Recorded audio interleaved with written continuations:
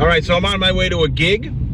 It is Thursday, November 6th in the year 2025, just after 6 p.m. at night in Toronto, Canada. So what I'm going to do is I'm going to use this setup that I mentioned in my last video. And it's a digital setup with the PodGo, going through a Yorkville PA speaker, NX10C or something is the model number. We'll get those to you at the end of the video, all the model numbers and all the setups and all that. So right now we're on, like I said, on the way to the gig, all digital rig. And we're gonna give it a try with my Country Trio Dirt Road Highway. So I like the sounds I built at home. And I know it's gonna translate different in the live bigger room. That's what Global EQ's for. But we're gonna give it a go, all right? So we'll take you through some setups and some sound checks, get some live clips, and then we'll do some final thoughts at the end. Okay, check it out. All right, we're at the venue. Oh, you're playing through your... Yeah, we're gonna try that today. All right.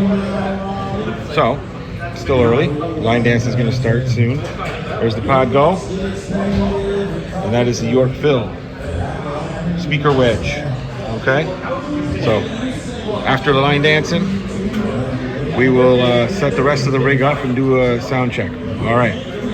We're gonna set up. Check this out.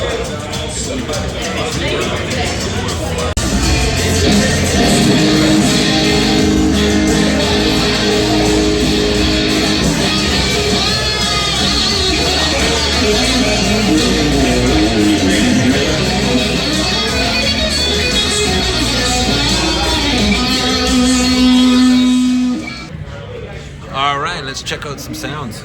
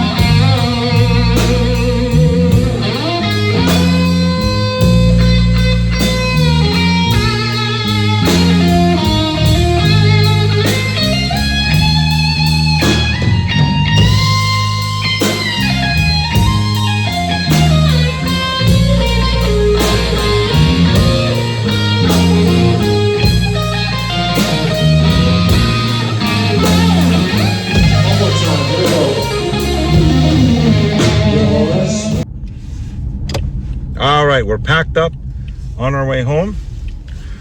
We're going to do some final thoughts on the drive home. So, initially, when I was setting up and doing some sound testing, I was quite disappointed. And it was kind of almost rookie mistake or rookie expectation of thinking, okay,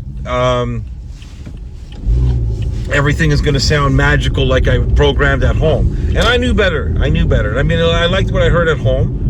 And so I'm in a big room. I'm not in a small, like 10 by 12 studio that has a bit of acoustic treatment. No, I'm in a bigger space, a restaurant. So there's some acoustics at play.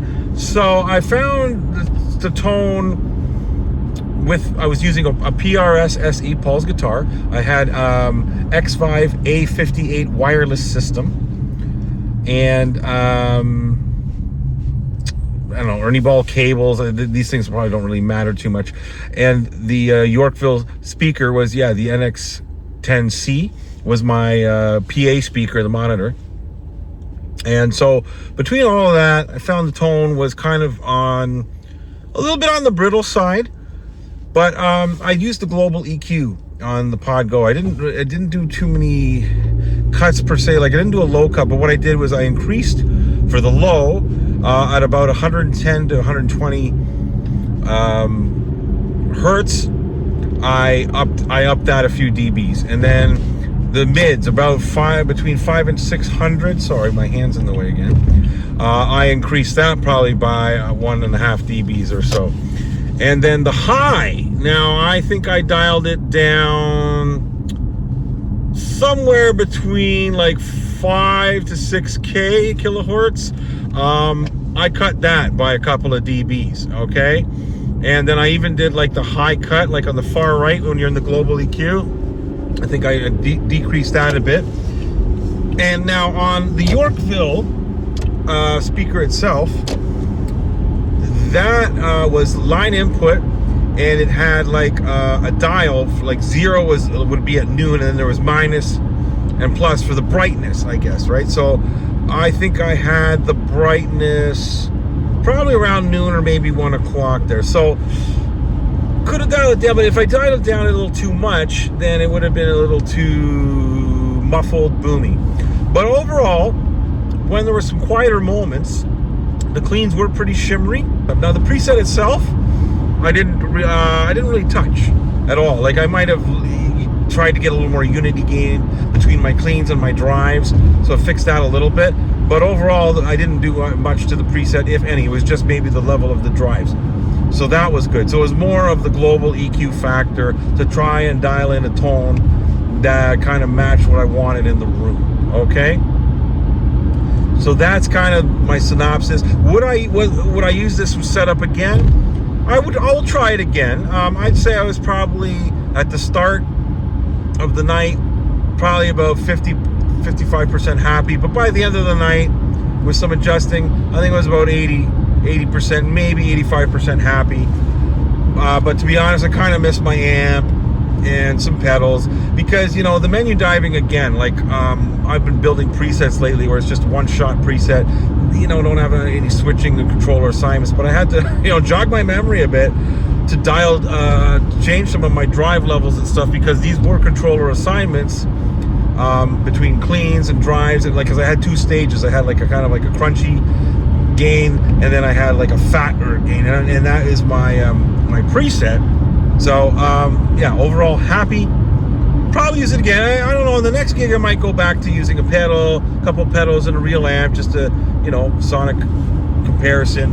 But it gives me hope. Now the question here, and not to make things too long, but the good question here is a PA speaker, was that a good choice? Well, I've used this PA speaker before. Probably 2 or 3 years ago. I do a gig test using the Pod Go and this same PA speaker. So same thing. It's handy. I mean, the speaker is pretty small. It's pretty much like a little square box. And I did use a doorstop to tilt it because the PA speaker on its own the angle is probably about a 45 or so degree angle with hitting my head. But with having the doorstop, I could have the speaker less angled and more hitting my ass. And, I'm not trying to be funny. It's like I don't want things blasting in my head because that'll give you a different sonic perspective. At least it does to me. So I maybe that was part of the sound issue I perceived to be happening as well. But like I said, by the end of it, I kind of made some adjustments and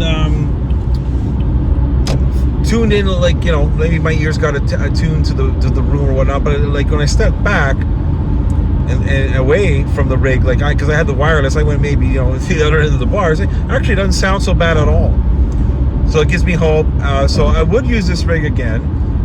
Maybe I'll try a different guitar.